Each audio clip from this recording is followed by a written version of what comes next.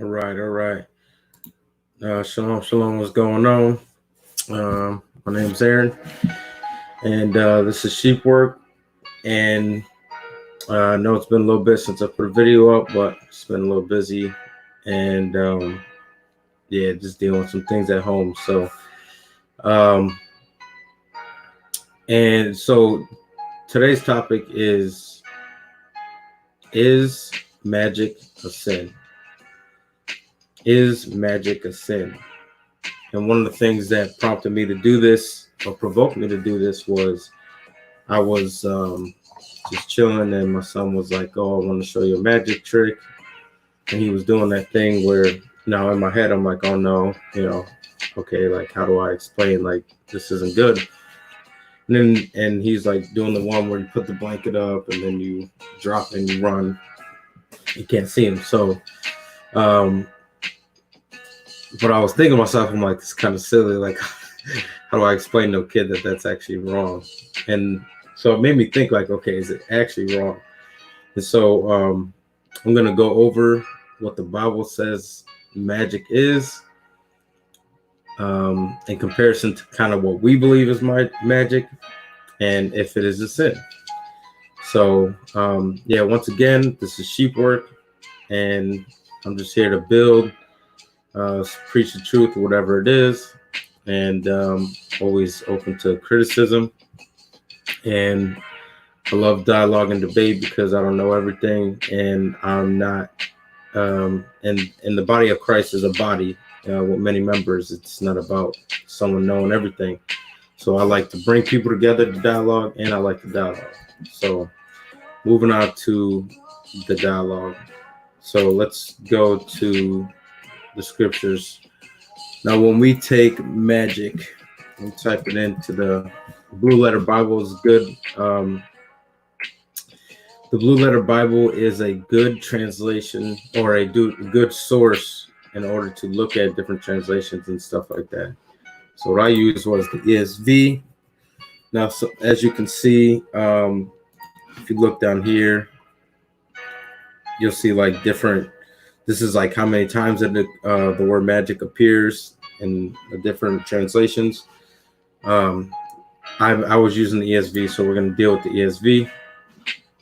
And what you do is you could click and go to the lexicon, and there we go. Now 2580. Okay, yeah, see, that's not. Let me see. All right, let me go here. Okay, actually, that's what we'll do. We'll click. There we go. You could click tools, and oh god, just okay. Proverbs 17. So click tools.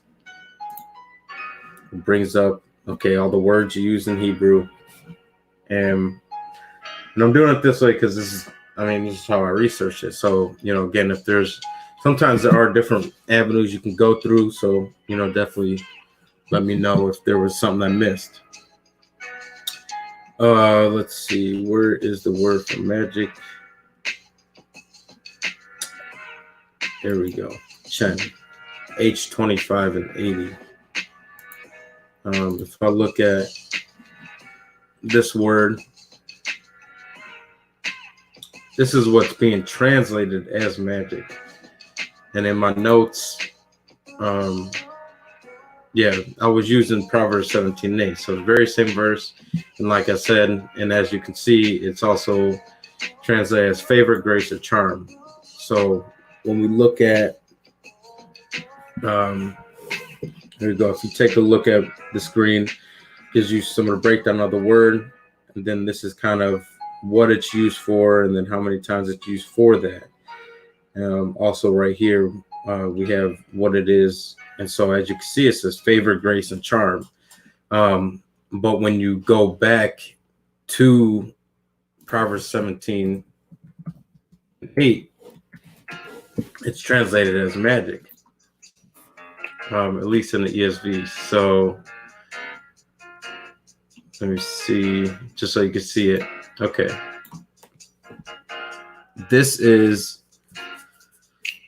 so as you can see, this is translated as magic. Some will translate as charm or precious. But that's just to show that the word magic it doesn't necessarily mean what we thought it means. So I just thought I'd point that out. Because remember, the translators are the ones who took these words and they're like, oh, put magic. So moving forward, another example was in Genesis 6 and 8. So go to keywords, type in Gen 6, will give you the chapter. It says, but Noah found favor in the eyes of the Lord. And this is the same word, H2580 Khan, and that's how you say it. And that's what is being used when it is talking about Noah finding favor or grace in the eyes of God. He found Khan in the eyes of God. And so, okay, so yeah, so like I said, the word magic means something different than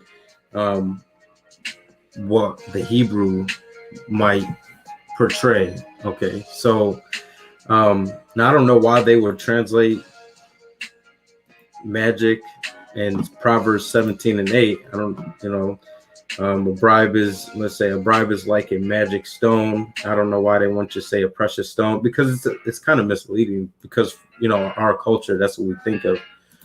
So moving on to the word that we might be thinking of is actually H3785. And also one thing you could do is usually you could just type it in there, H3785, and it'll pop out right there, Keshef. So Keshef is translated as witchcraft or sorcery. As you can see, right here, you can see it. This word is witchcraft or sorcery. So these are some of the words that we're really looking for. Also, we have H. Let me do this. Okay. So we also have H178. And when it says, for those who don't know, when it says like H or and then numbers, or G and numbers, is like Hebrew and then Greek. So the H178 is the word for medium, and it's used as ov or ob. And so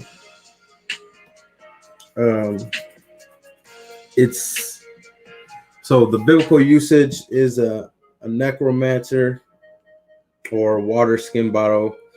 I'm not sure exactly how that is familiar, but or how that relates. But okay, so I wrote down medium, and if I'm not mistaken, I know I had a verse. I know I had a verse that was translated as medium. It's probably in the ESV. This is showing. There we go. This is the ESV right here. See, 1931. It says, "Do not turn to medium or necromancers." Let's see. Let me get back to some music. Give me 1 second. Oh gosh.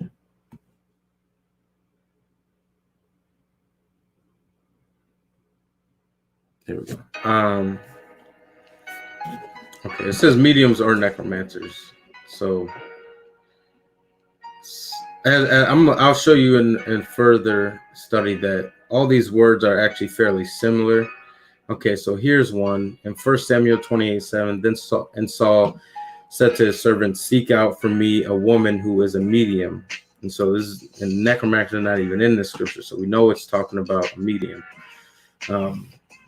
Also, we have H3049, which is Yeti Home or Yeti Own. You use as a knower, one who has a familiar spirit, soothsayer, or necromancer. Witchcraft is H6049. And we're going to go over some of the verses that use this and see exactly how they're using it and what it actually means. Oh, hold on. 86049. H6049. And Anan. So the word is as Anan. It is used for observer of time, soothsayer, sorceress, and enchanter. And so, yeah, so like we said, a lot, what I'm showing is these different Hebrew words used for things that we would consider magic or like some type of sorcery. So this has to deal with a person who like knows the future, kind of. And not a witchcraft or the observer time. It says in the outline of biblical uses, it says observer times, practice soothsaying, spiritist, magic, witchcraft. So it's all kind of intertwined with each other. Around we have H5172. And I think that what I'm listening is, and these are all the words in the Hebrew that are referring to what we would call magic. The word is nakash, and it is to practice divination, divine, observe signs, learn by experience, diligently observe, practice fortune telling. So again, what we can see is there's a similarity between someone who's dealing with the dead or telling the future or getting information from the dead. This is a very common thing going on here. Let's see, H7081. This is Kesim, which is again dealing with divination and witchcraft. And divination is, let's look it up just to be sure. It's a divination is dealing with the fortune telling thing. So yeah, see, so when you look it up in the dictionary, it says the practice of seeing knowledge of the future. So, you know, once again, a lot of these are very strong, similar definitions, even though they're using a lot of different words. H2266. Oh, this one was like a two-part. This is a two-part word. I'd have to find where I got the because I do remember. Either way, I know that this is very close to a someone who casts spells. I remember that. Okay. I forget how I got this breakdown because it was odd because this was two parts.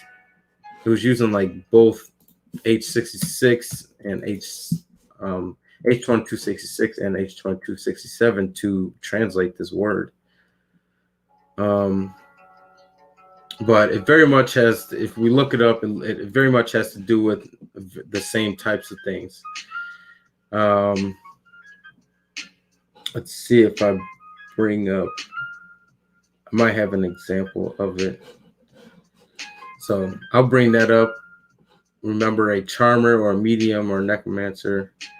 Let's see. Let me try to, oh, no, I don't want to do that. So we'll go to the tools for the charmer.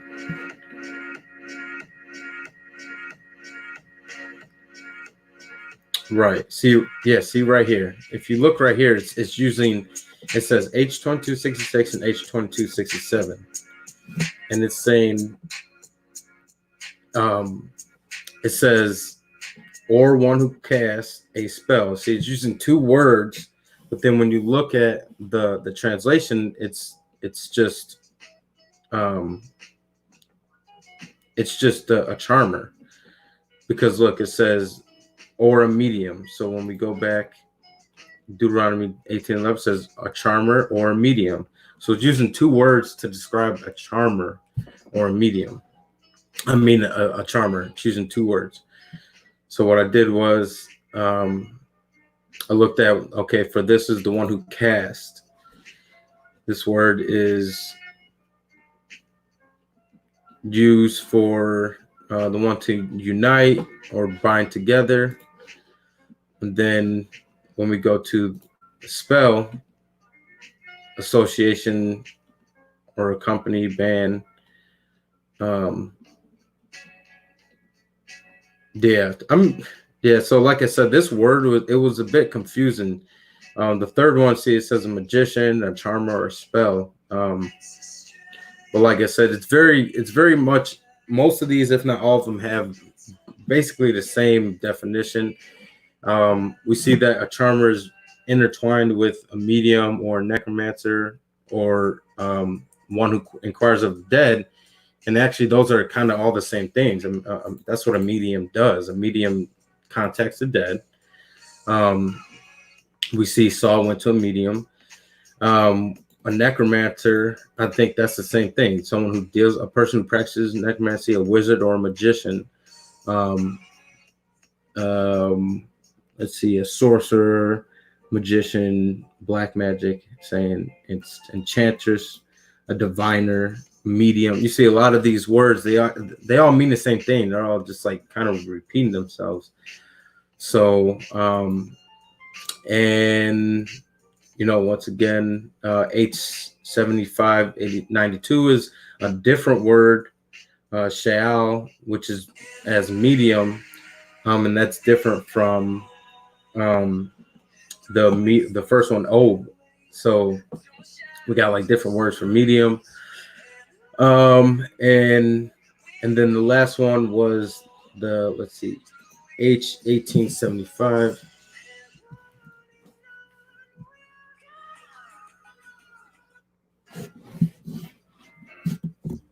And let's see.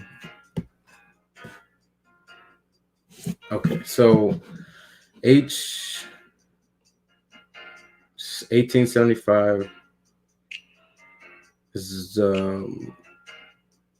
okay. So it says outline biblical uses is to resort, seek with care, inquire, or require.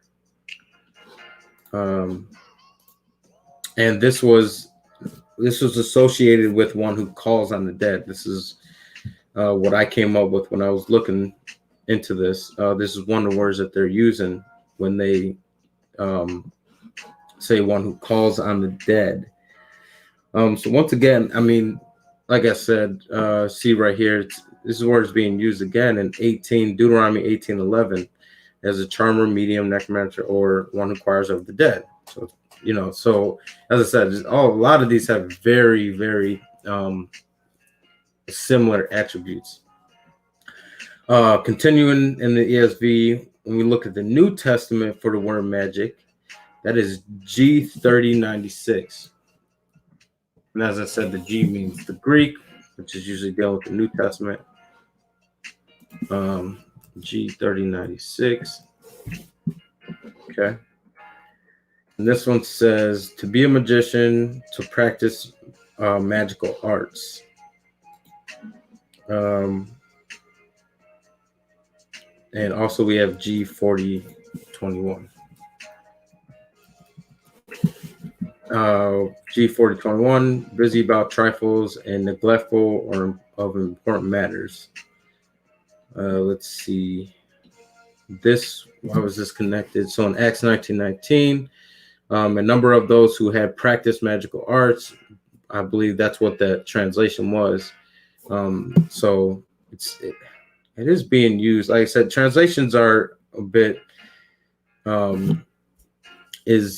can be a bit tricky. As we can see in the outline of biblical uses, B says of things impertinent and superfluous of magical arts. So it's definitely got an association with magical arts.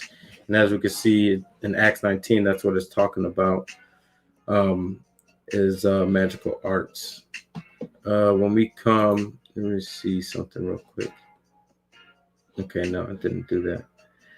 It would do it sometimes. Okay, so when the Greek brings up magic, these words are someone who's dealing with magical arts. It doesn't give us a definition the way the other Hebrew words did. But as we know that Paul and the apostles were Jews, and we know that they were taking from the Old Testament, so their understanding would definitely be coming from the Old Testament. Yeah, so like I said, even the first one, G3096, Acts 9 and 8, there's a man named Simon who had previously practiced magic in the city and amazed the people of Samaria, saying that he himself was somebody great.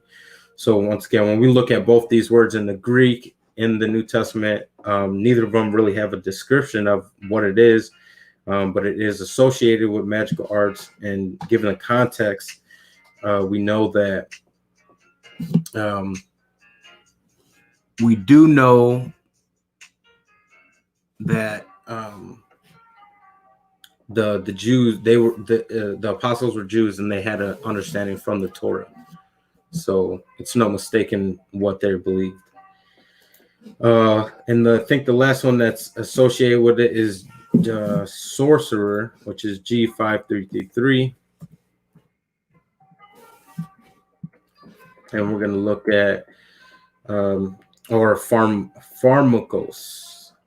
It is sorcerer. Sorcerer is one of the definitions, Strong's definitions, the same as G5332, which is a sorcerer pertaining to magical arts. Once again, someone dealing with magical arts. Let's see. Yes. So this is used in Revelation as people that will not make it into the kingdom, but doesn't really describe exactly what the word is. But magical art, remember, something that's dealing with magical arts, you would automatically think like, okay, that's talking about even when you do magic tricks, card tricks, playing jokes and stuff like that. And as we can see with the consistency in the Old Testament and what they used it as, it actually has nothing to do with those things I just mentioned. Let's see. I have examples of these words used in a negative fashion, unlike the first word we looked at in the beginning, con.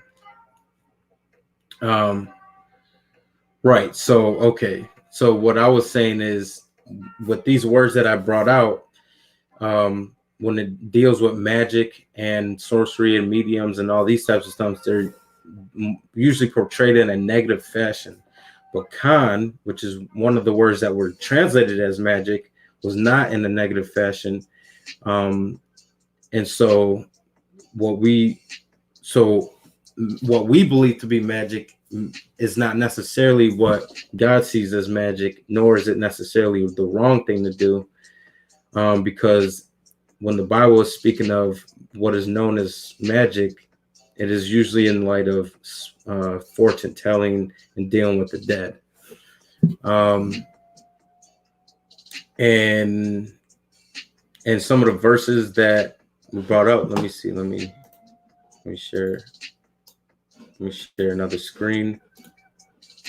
Let me share my notes. Okay, so when you look at my notes, we have some verses that were used with these words. Okay. In Leviticus, it says, do not turn to mediums, necromancers, or do not seek them out. So make yourselves unclean by them. 2 Kings, once again, so Leviticus is talking about seeking them for knowledge. 2 Kings, and he burned his son as an offering and used fortune telling and omens and dealt with mediums and with necromancers. He did much in evil in the sight of the Lord, provoking in anger. So not only, again, have these been portraying these things in negative light, but we see that these things, were associated with dealing with the dead. This nothing so far has suggested any sort of tricks. Nothing has suggested any sort of type of entertainment when it comes to magic. Such as, like the show Carbonaro Effect. So is that an innocent show, or is that a sin or not? I'm leaning towards it's not a sin, because when we're dealing with what is called magic, it is usually pertaining to dealing with the dead. So if you're going to a fortune teller, if you're doing the Ouija board, this is magic, and these are things that are wrong. Isaiah 8:19, and when they say to you, inquire of the medium and necromancers who chirp and mutter, should not a people inquire of their God? And Revelation, but as for the cowardly, the faithless, the detestable, murderers, sexually immoral, sorcerers, idolaters, etc., they will be cast into the lake of fire. Acts 19, the number of those who practice magical arts brought their books together and burned them. Once again, all this is portraying these things in a negative light. And lastly, Galatians, now the works of the flesh are evident: sexual immorality, impurity, sensuality, idolatry, sorcery. So sorcery is one of the works of the flesh. Now that brought me to the question of, is magic a sin? And when I say magic, I mean some of the pranks or tricks we see on TV or YouTube. So I'm going to go over some Bible dictionaries on these previous words used and see how they line up with what may seem and may be innocent magic tricks, so-called magic tricks. Okay. The first one is the Eastern Bible Dictionary. Okay. Eastern Bible Dictionary says, in accordance to magic as divination, looking to magic alone brings us to a similar explanation. Of false prophets, Deuteronomy, it gives the sources of necromancers. Oh, okay, I got you. So I think I put the note in that looking to magic alone brings us to the similar explanation that I've already laid out. So it says the false prophets, of necromancers, of the Philistine priests, of diviners, of Balaam. The three kinds of divination are mentioned in Ezekiel: by arrows, consulting them with images, and by examining the entrails of animal sacrifice. Okay, so the three kinds of divination are mentioned in Ezekiel. One of them is by arrows, consulting with images, and by examining the entrails of animal sacrifice. So part of their divination or ways of figuring out information was these ways. The practice of this art seems to have been encouraged in ancient Egypt. Okay. Diviners also abounded among the Aborigines of Canaan and the Philistines. At a later period, multitudes of magicians poured from Chaldea and Arabia into the land of Israel and pursued their occupations. This superstition widely spread, and in the time of the apostles, there were vagabond Jews, exorcists. There were Jews that believed in these type of magical arts, and men like Simon Magus, Bar Jesus, and other jugglers and impostors. I want to see something, because I think I forgot to look that up. When it says, okay, I'm trying to see when it says jugglers, that clearly that just cannot be. It can't be. It can't be a juggler. Not the way we see it, at least. So I'm want to do a slight search on that word and see if we can come to any conclusions. Why is this not? Oh, maybe you didn't use the ESV. We'll come back to that, because it's not coming up right now. All right. So we'll come back to that. Okay. Eastern Bible Dictionary on Omen, Familiar Spirit, Necromancer, and Medium. It says sorcerers and necromancers who profess to call up the dead to answer questions were said to have a familiar spirit. So when it talks about having a familiar spirit, it's also talking about someone who is who contacts the dead for information.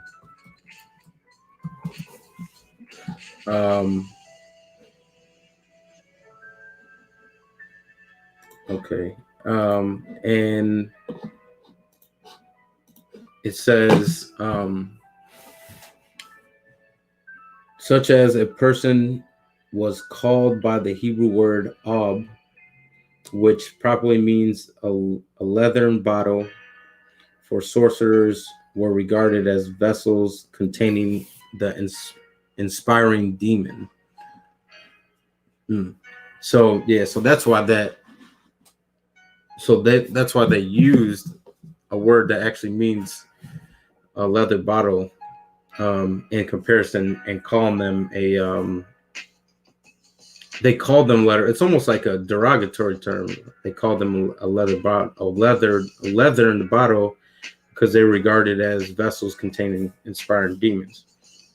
Now, the Eastern Bible Dictionary on the wizard, it says a pretender to supernatural knowledge and power, a knowing one, as the original Hebrew word signifies. Such an one was forbidden on pain of death to practice his deceptions. So once again, we have more information about how these people were very much they were associated with people that spoke to the dead, tried to get knowledge. That's like the very common thing with all these different words. That's the common thing. And then, so I just looked up the information on, juggling and one says juggling imposters. Some verses don't have, because I was looking up the juggling part. Some verses or some translations don't have juggling in there. They just call evil men. So I'm pretty sure it has something to do with the imposter part. And so some of them say juggling imposters. Some just say evil people. So I don't know. I think it obviously has something to do with that. It's definitely has anything to do with what we see as a juggler. Moving forward.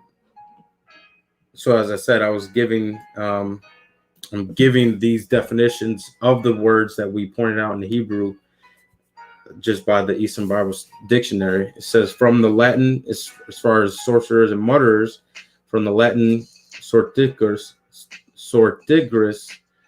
one who casts lots, or one who tells the lot of others. See divination. So once again, it's associated with divination, which we know divination is part of calling on to get seeking knowledge from these other spirits, or from spirits in general, from the dead. So, moving on to witchcraft, the witch of Endor was a necromancer, i.e., one who feigned to hold converse with the dead. The damsel, with a spirit of divination, was possessed by an evil spirit, or as the words are literally rendered, having a spirit, a python. The reference is to the heathen god Apollo, who was regarded as the god of prophecy. So once again, knowledge is being sought. Charmer, one who practices serpent charming. It was an early and universal opinion that the most venomous reptiles could be made harmless by certain charms or by sweet sounds. It is well known that there are jugglers in India and in other eastern lands who practice this art at the present day. In Isaiah 19:3, the word charmers is the rendering of the Hebrew word itim, meaning properly necromancers, or whisperers. Deuteronomy 18:11, the word charmer means a dealer in spells, especially one who, by binding certain knots, was thereby supposedly to bind a curse or a blessing on its object. The words in Isaiah 3:3, the words eloquent orator should be, as in the revised version, skillful enchanter. This one's kind of a little different. Like I said, some of them are equating charmers with necromancers, but the word also seems to have like other implications. And so, but I think the most consistent one, what we see is that it's dealing with, means it, like even in Deuteronomy 18:11 says, one who deals with a dealer in spells. And so here we'll take another look. Like I said, I still, even if, so I would say at best, I don't know how that would relate to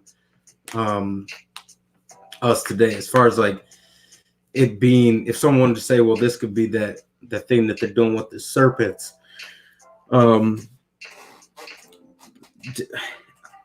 I guess you could probably say that that's possibly wrong.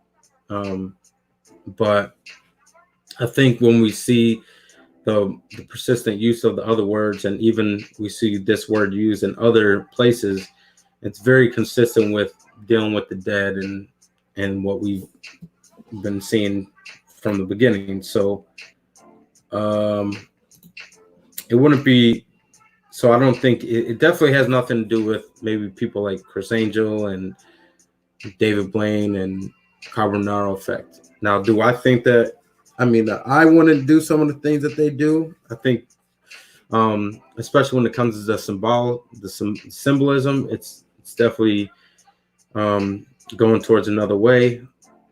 And also, I wouldn't say that you getting into magic means that you're not going to fall into any sort of deception. I'm not sure what goes on behind the scenes with all that stuff, but as far as what we've seen so far, this type of magic is not what the Bible is speaking of. The last definition I want to give was another definition for charmer, but it was in the Webster's 1828 edition.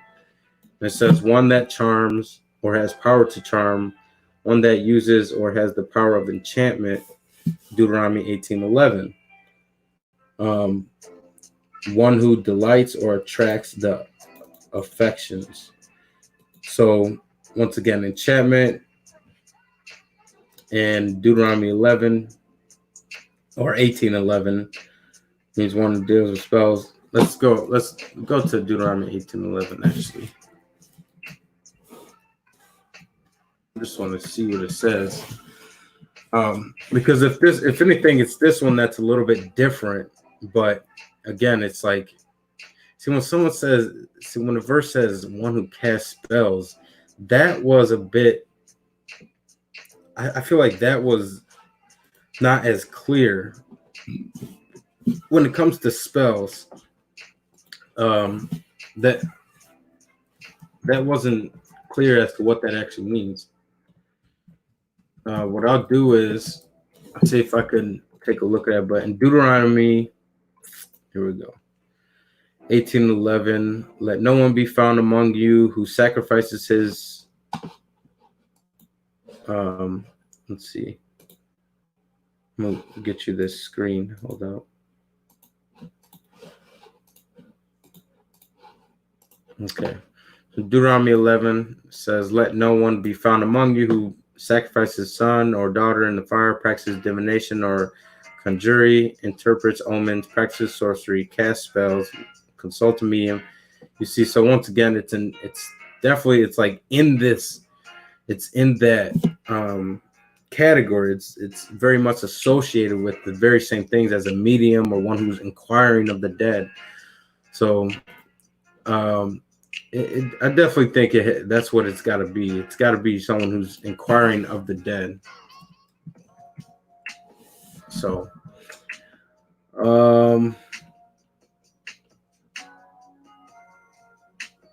yeah, I would. So I think it's safe to say, after what we've seen, that when it comes to magic, and if magic is a sin, then I think we'd have to say that magic is not a sin. Not what we see as magic, because what we see as magic is not is not what the Bible is speaking of.